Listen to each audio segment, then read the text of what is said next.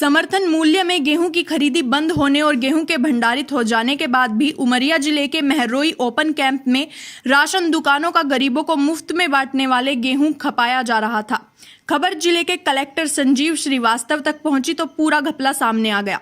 प्रथम दृष्टया food inspector Yajnadatta Tripathi की भूमिका को संदिग्ध मानते हुए निलंबित कर दिया गया है और पूरे घपले की बारीकी से जांच चल रही है, जिसके बाद जिम्मेदारों पर आपराधिक प्रकरण दर्ज कराया जाएगा। कलेक्टर संजीव श्रीवास्तव की माने तो इस गड़बड़ झाले में सरकारी राशन दुकान का संचालन कर रहे लोगों के साथ साथ समर्थन मूल्य पर खरीद करने वाले लोग और खाद्य भंडारण के लिए जिम्मेदार लोग संदिग्ध है। कलेक्टर के निरीक्षण में मौके पर राशन दुकान के गेहूं की 2000 बोरियां बरामद की गई। मतलब साफ है, गरीबों को मुफ्त में बंटने वाले अनाज को समर्थन मूल्य पर खरीदे गए भंडारित गेहूं में खपाया गया है, जिसका सीधा लाभ फर्जी किसानों के जरिए जिम्मेदार खुद डकार गए। घपला सामने आने के बाद सहकारिता सहित खाद्य विभाग और नागरिक आपूर्ति निगम में हड़कंप मचा हुआ है।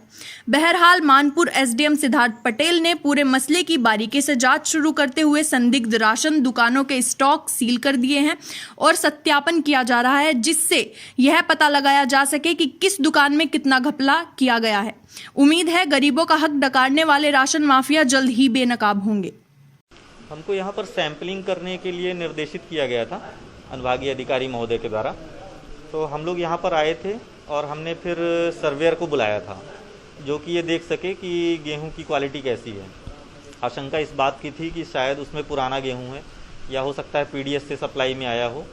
तो हमने उसमें बोरियों में से सर्वेयर से अपने सामने जो है तो सैंपल लिया है और सैंपलिंग के बाद वो सर्वेयर को दिया हुआ है। सर्वेयर उसमें अपनी रिपोर्ट बना रहे हैं। जैसे ही वो रिपोर्ट हमको देते हैं, उस रिपोर्ट के साथ हम उन सैंपल्स को कलेक्ट करके और वरिष्ठ अधिकारी की ओर प्रेषित करेंगे। वरिष्ठ स्तर से इस संबंध में मुझे जानकारी प्राप्त हुई थी कि महरोई केंद्र में कुछ अनियमितता चल रही है।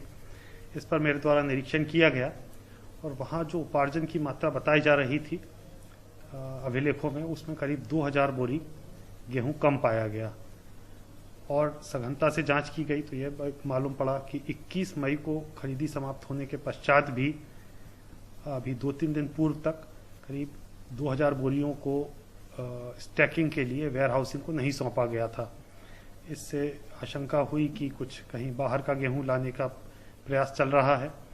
कुछ बोरियों को देखा गया तो मालूम पड़ा वो पीडीएस की बोरियां हैं जो उपार्जन के नाम पर खपाई जा रही थी। इस संबंध में मैंने विस्तृत जांच के लिए एसडीएम मानपुर को निर्देश दिया। उन्होंने पंचनामा वगैरह बनाया, पूरा स्टॉक वेरिफिकेशन किया और प्रथम दृष्टया अनियमितता पाए जाने पर कनिष्ठ आपूर्ति अधिकारी मानपुर को निलंबित किया गया है। चूंकि शासन से धोखाधड़ी का मामला है, पुराने गेहूं को, पीडीएस के गेहूं को उपार्जन में लाया जा रहा है, तो निश्चित रूप से ये आपराधिक प्रकरण बनता है और इसमें आपराधिक प्रकरण दर्ज कराने संबंधी कार्रवाई की जाएगी।